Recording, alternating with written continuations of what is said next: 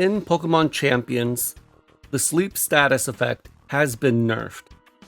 What has been nerfed about it, and how will this affect doubles, BSS, and singles? In today's video, that's what I hope to discuss and break down for you guys. In the back, we'll have some unrelated gameplay footage. You can look at that if you want, but for the most part, you can just turn this off and listen to it. So, what is the change that was made to sleep in Pokemon Champions?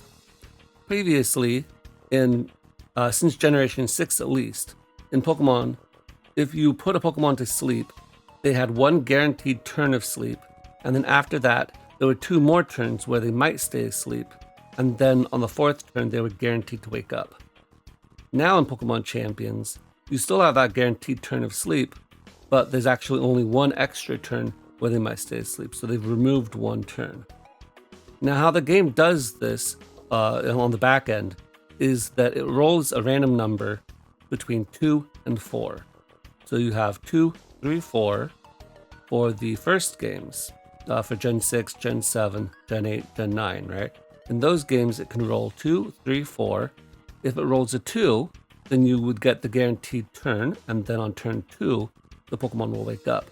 If you roll 4, then you would stay asleep on the guaranteed turn, on turn 2 and turn 3, and then on turn 4 you would wake up. And so that gives you those chances of waking up, basically.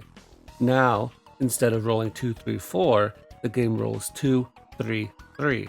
And that means that you still have the guaranteed turn of sleep, but you have a 33% chance of waking up on turn 2 and a 66% chance of waking up on turn 3. So it is weighted against the Pokemon put to sleep that they will get a first turn wake, but there is still a 33% chance that you get that first turn wake, and then you will not ever get a second turn wake. Well, you'll always get a second turn wake. It'll be a guaranteed second turn wake, right? Whereas before, a second turn wake was considered average luck. Now that's guaranteed luck, and it's actually it's not bad luck to get to not get the first turn wake, but that would be the only time that luck actually comes into play. So that's the change that's actually been made to sleep. Now, how will that affect the different metagames? So to start off, let's talk about a concept I want to call expected value. An expected value basically to me says, I have a turn and you have a turn. Or this is a turn-based game. You go for a move, I go for a move, and I need to be able to get value out of the move I go for. I either need to do damage to you, because, the way you win this game is by knocking out all of your opponent's Pokemon, so I need to do damage to you in order to win the battle. Or I need to heal damage from myself, or I need to raise my stats or lower your stats, or I need to set a status condition on you like Encore or Taunt, or maybe I even want to set up Manual Rain or something like that, right? Those moves all have some kind of value. Some have more value than others, but even a move like Growl technically has some kind of value. Now, if you miss a move, then the move that turn had no value because you missed your move, and so it did nothing. And so when we go for a sleep move, we want to have some kind of advantage over our opponent. So what kind of advantage can I get using the sleep move? So this is where the math comes into play. We have to ask ourselves what the statistics of actually getting more value than my opponent does in terms of turns based off of sleep. Because what sleep does is it means your opponent is not allowed to move. So if I go for a sleep move on that turn, let's say I use Spore, I have a 100% chance to put my opponent to sleep because it has 100% accuracy, and ignoring that my opponent is a grass type or has Overcoat or something like that. Ignoring that, if I have Spore, I have a 100% chance to hit, and they have a 100% chance to fall asleep. That means they have one guaranteed turn where they must stay asleep. I've wasted my turn going for a sleep move, but my opponent also has a guaranteed turn where they must stay asleep. Therefore, they cannot retaliate during that turn. Either I outsped them and they don't get to hit me this turn, or they already hit me and now they don't get to hit me in the subsequent turn. If I look at that, that's an equivalent exchange of turns. I've wasted a turn going for a sleep move. They have a guaranteed turn of sleep. That's fine. And everything after that is just gravy. Therefore, I have a positive expected value when using Spore. Again, ignoring grass types and things like that. So let's talk about something like Dire Claw. Dire Claw is a damaging move, and it has a chance to put the opponent to sleep. In Pokemon Champions, Dire Claw was nerfed a bit, so now you only have a 30% chance to get any kind of status and only a 10% chance of each. So Dire Claw can put the opponent to sleep, but you only have a 10% chance of it. What kind of expected value do I have out of Dire Claw? Well, Dire Claw is an entirely different beast, because I got to do damage. It's already a 100% accurate 80 base power poison move. That's as strong as Poison Jab, right? Of course, if Dire Claw didn't have such a great secondary effect, you'd probably prefer to run Gunk Shot because it's more powerful, but you are guaranteed to get some kind of benefit out of Dire Claw, unless they go to a Steel type, I suppose. So, Dire Claw is a good sleep move, and it doesn't really pertain to our discussion because it is a damaging move. The same can be said about Relic Song. Relic Song has a 10% chance to put your opponent to sleep. Technically, it has 20% chance because Meloetta has Serene Grace and is the only Pokemon that can use it. So, technically, 20% chance. Is it a good move? Not really, because Meloetta has to be in Pirouette form after it goes for it, and if you are using it for Pirouette form, then you don't actually have any special attack investment. If you didn't want Pirouette form and you wanted to stay in base form, then now you're in Pirouette form, and that's bad too. Overall, Relic Song, not a great move, not a very well designed move, in my opinion, but technically, you also get guaranteed value out of it because it is a damaging move. So, those don't really pertain to our discussion. We are more concerned about the non-damaging moves that aren't signature moves. Now, let's talk about something like Hypnosis. Hypnosis has been, at least in Generation 9, the bread and butter of most sleep Pokemon. And even something like Melodic right now in VGC is using Hypnosis. So that is relevant as a sleep move. Hypnosis has a 60% chance to put the opponent to sleep. And that 60% chance has to be factored against the chance that the opponent stays asleep. So let's do some quick math, and I'll toss this up on the screen so you can follow along. So Hypnosis has a 60% chance, or 0.6%, or a 0.6 chance that you will hit. Then, we already talked about how turn 1, the opponent will be guaranteed to stay asleep. But I've also wasted a turn going for the sleep move. Turn 2 is the only time where I can actually get some kind of value out of my move. And I have a 66% chance that you will stay asleep on turn 2.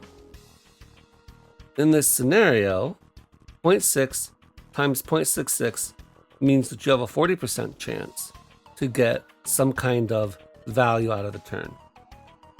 Let's say I have a 60% chance to hit Hypnosis. I have a 40% chance, which is a really high percent, to miss Hypnosis, in which case I didn't get any value out of the turn. In fact, I probably got negative value out of the turn because my opponent then hit me for free.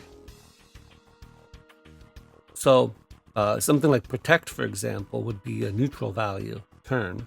This is actually technically negative value because I've gotten damaged or let my opponent set up or switch for free or something like that, and I didn't get anything out of it. My opponent also could get a first turn wait, meaning that they got the 33% chance. if they get that, then while I didn't get a negative value because I did waste my turn going for sleep, but I did hit, and they did get the guaranteed turn of sleep, I didn't get any real value out of it because my opponent got the lucky first turn wake. So that's why we have to multiply 0.6 by 0.66. It's that chance that I actually hit and the chance that they stay asleep for me. And I get the extra turn for free. That is a 40% chance to get value. Meaning that I am statistically more likely to lose value when I go for hypnosis. So this is something we have to consider when we talk about sleep. We have to say, hey, do I have the ability to make an effective exchange of turns with my opponent? And this answer actually varies pretty differently depending on the different metagames, be it VGC, BSS, or singles. Let's start off with VGC because that's the easiest one to answer. Is sleep good in VGC? Yes. Sleep is still very good in VGC, and I actually think that this sleep nerf is only a positive thing for VGC. VGC in the past has struggled a lot with sleep, be it Smeargle or Amoonguss or Brit Bonnet. They've always had an annoying Pokemon that could put guys to sleep. There's always been some kind of stipulations like, oh, well, if I have safety goggles, then I won't have to worry about Spore. Okay, that's cool. But usually, Spore is pretty annoying, and these Pokemon have the ability to shut down entire sides of the field. And that's the big thing in VGC. VGC is different from singles because you have two Pokemon on the field at the same time. So let's say, for example, I can outspeed my opponent, or I have my partner go for Protect. That way they can't hurt me. So my opponent has a Sneasler, I'm an Amoonguss, and I'm not particularly scared of the Sneasler, but my partner happens to be a Stakataka, and it doesn't want to get hit by close combat. Well, my Stakataka can go for Protect, the Amoonguss can go for Spore onto the Sneasler, and then on the follow-up turn, I can Gyro Ball, knock out the Sneasler. That's just an example. There are many more like it. And the main thing there is that I have positioned myself to be able to knock out a Pokemon on the opposing side of the field with a Pokemon that was otherwise threatened by it. And that kind of ability to shut down Pokemon is really valuable. On the other hand, let's say I outsped that guy, but my partner would not have outsped them in this particular turn. Well, I can go for a fast sleep move, and then the Pokemon is asleep. Then my slow partner can clean up or do whatever it needs to do. Maybe it's going for Trick Room or something like that. Right, that is very valuable. So sleep in VGC is absolutely still good. And I actually think this change is better because having so many turns where your Pokemon can be asleep is actually really bad. And that's compounded by the fact that VGC doesn't actually have sleep clause. So you can put both of your opponents to sleep, they can switch out, and you can put that guy to sleep too. It doesn't even matter. And VGC turns usually only like 6-7 turns total, right? Maybe you have like a 15-turn VGC game. That's a long game for VGC. Usually they're much shorter. And to have your Pokemon be put to sleep for the majority of the game, that, or even just half of the game, that's a lot. So having sleep be nerfed, I think, is great in VGC. And it still has value because your partner Pokemon may need protection, or it may need time to do something else that it wouldn't get without that sleep. Let's talk about BSS. So in BSS, the math that we talked about before about expected value and the fact that these moves are inaccurate, that's definitely true. Now, currently in Champions, there aren't any Pokemon that learn Spore. If there were Pokemon that learned Spore, then they would absolutely be good. or at least as good as the metagame allowed them to be. The problem with Spore Pokemon is that, with the exception of Smeargle, they are all grass types, so that is somewhat exploitable. But in a vacuum, Spore is a fantastic move. It has 100% accuracy. It's an immediate in an effect, and there's only a couple of downsides to it, being that grass Pokemon and Pokemon with Overcoat are immune to it. That's it, really. So Spore is a good move, and it would absolutely be used in BSS. But for the rest of these moves, like Hypnosis or Grass Whistle, even something like Sleep Powder is 75% accurate. That is better than Hypnosis. But 75% times 0.66 is actually still 0.495. So, for a Pokemon with a 75% accurate Sleep Powder, you actually just barely don't break even. So it actually still technically is worse expected value for you. You have bad expected value on that Sleep Powder. So it's not worth it to go for Sleep Powder, because you have basically a 50-50 chance of getting that extra turn. Now maybe you're a Pokemon that needs to gamble in order to get that off, in which case, let's go gambling. 50-50 odds, there you go. But that's not really a consistent strategy for winning Pokemon games. Of course, many of you people might be saying, oh, Vivillon, or any Compound Eyes Pokemon. That's true. And in that case, if you have Compound Eyes, and that 75% chance is actually increased, and then it would be better than 50% odds to get an extra turn from the sleep. Because remember, you have to waste a turn going for the sleep move, and your opponent will have that guaranteed first turn of sleep. Those two cancel out. So it's only valuable if your opponent has one extra turn that they stay asleep, and you only have a 33% chance of that no matter what you do. Well, they only have a 33% chance to wake up. So those are in your those odds are in your favor, but you know those odds are also basically the same as a Focus Blast miss, and we know that Focus Blast misses happen all the time. So you know there's that.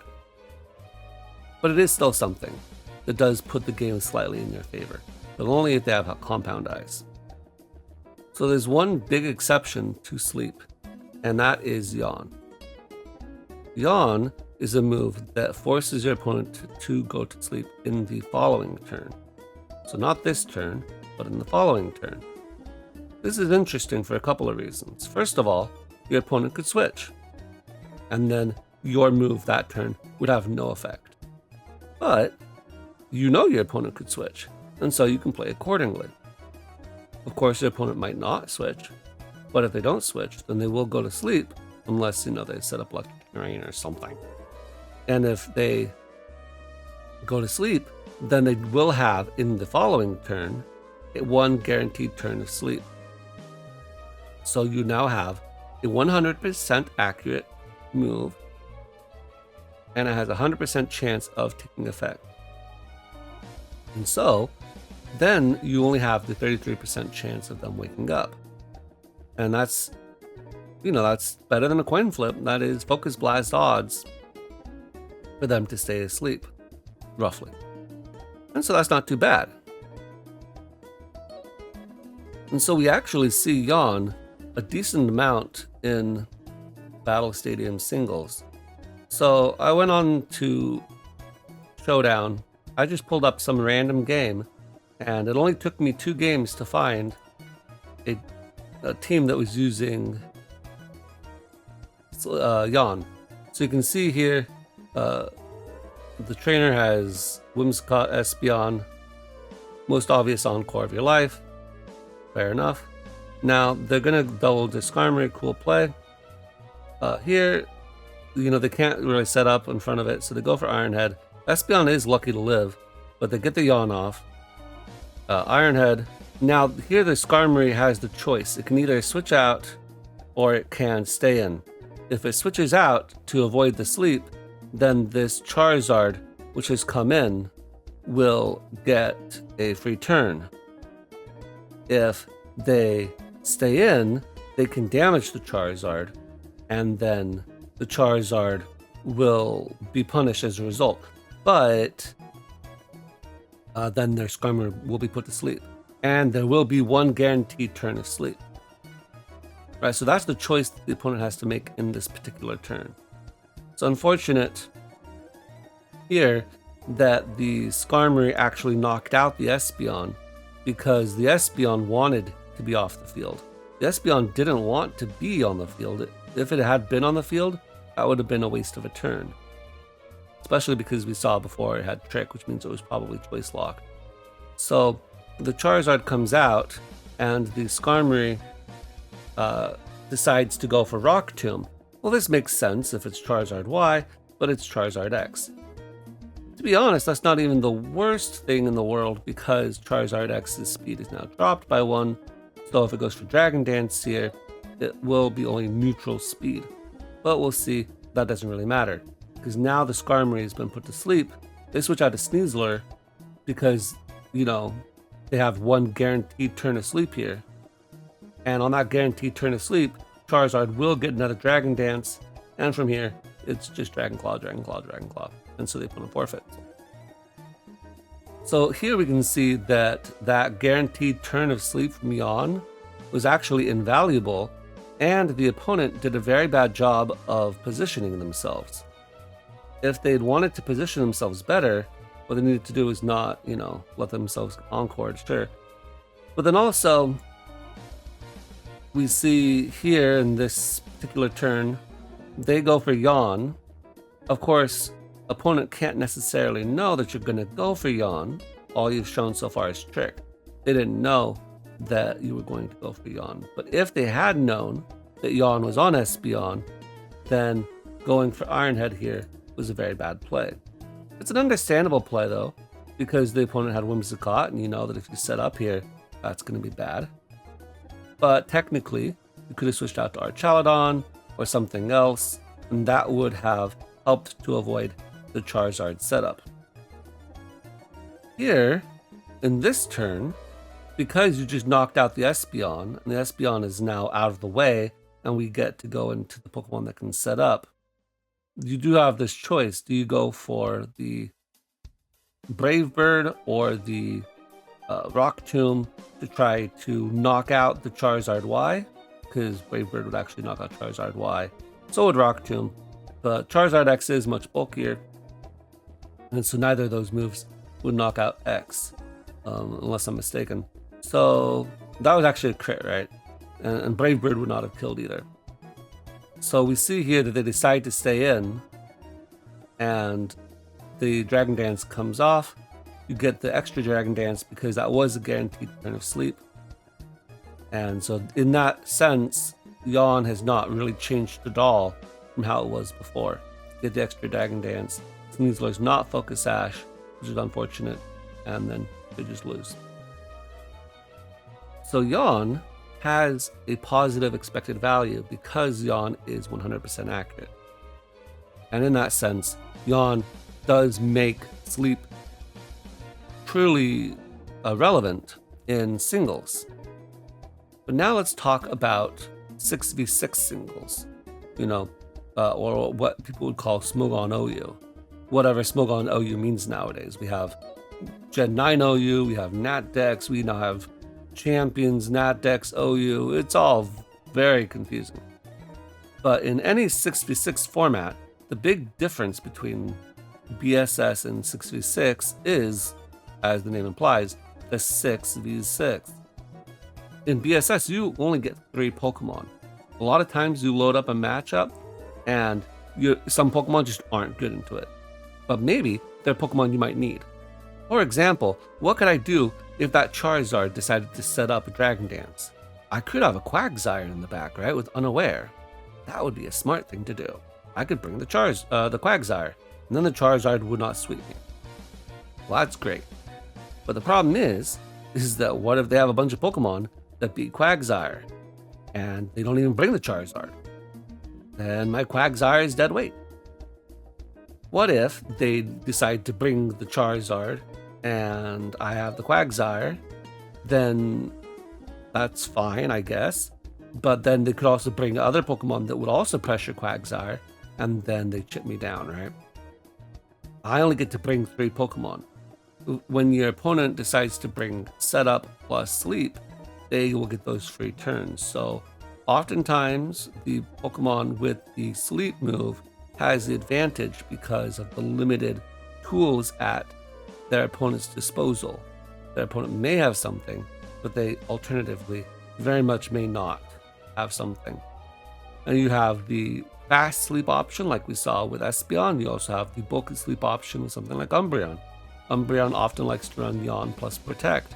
That way, maybe the opponent decides, ooh, I'm going to go for U-turn after they go for Yawn. Well, if I decide to Protect, then you'll go to sleep. 6v6 is different from 3v3 because if I have 6 Pokemon, I often have a Pokemon that either isn't very good in this matchup or maybe it's almost dead, in which case I'll just throw it in there.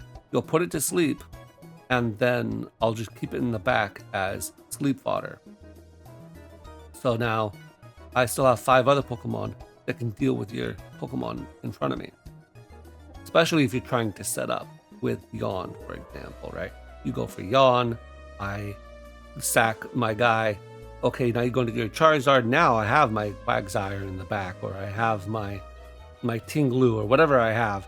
I can take a hit, whirlwind you out, and then you're no longer a threat. But if I only get 3 Pokemon, it's a lot harder for me to be able to guarantee bring those guys. Team compositions are much more restricted to 3v3. Let's also now talk about another big difference between 3v3 and 6v6. In BSS, there is no sleep clause. I could put your Pokemon to sleep, you decide to switch out, I can put that Pokemon to sleep too. I don't even care. Whereas in 6v6 and Smogon singles, there is a sleep clause. Of course, in the past, at least there was a sleep clause. Nowadays, sleep is just banned. But will it remain that way? I don't know. And my answer to that right now is probably no. I don't think it will be banned.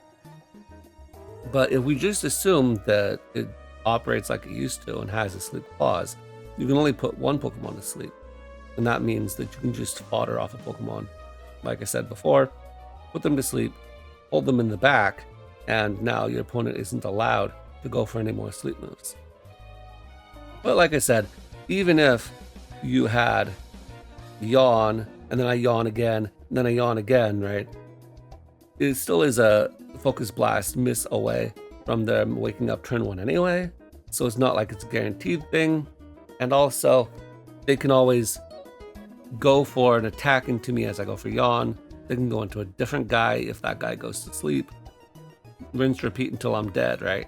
And so it's not as easy to shut down my opponent when they have 6 Pokemon, whereas if they only have 3 Pokemon, it's much easier to do that.